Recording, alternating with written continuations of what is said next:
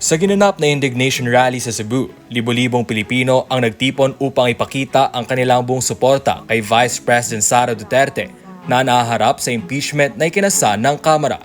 Kasabay nito, nagbahagi na matibay na suporta si dating Pangulong Rodrigo Duterte tungkol sa kandidatura ni Pastor Kibuloy na anyay magsisilbing konsensya sa Senado.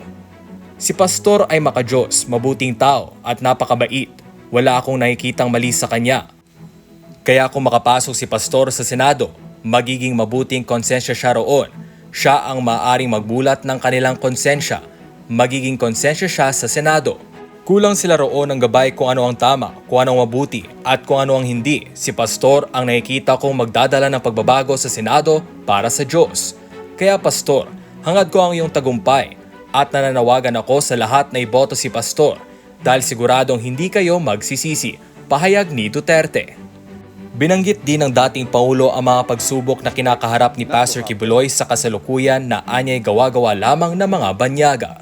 Wala kang masabi, puro na lang dasal, magkaibigan kami, puro lang dasal, puro lang panalangin, mabuting tao, walang kaaway. Ininitan lang ito ng mga Amerikano, alam mo naman ang mga Amerikano, tapos ang kaso niya sa Davao dininig. Talagang pinag-initan siya pero sa huli, sigurado akong uusad ang kaso niya.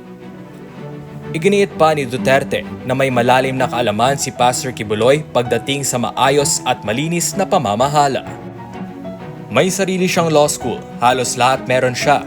Nagtataka ako kung bakit siya binabalahura. Totoo mabuting tao talaga siya, as in mabuti si Pastor Kibuloy. Sa gitna ng kampanya, patuloy na kinakaharap ni Pastor Apollo C. Kibuloy ang anyay political persecution.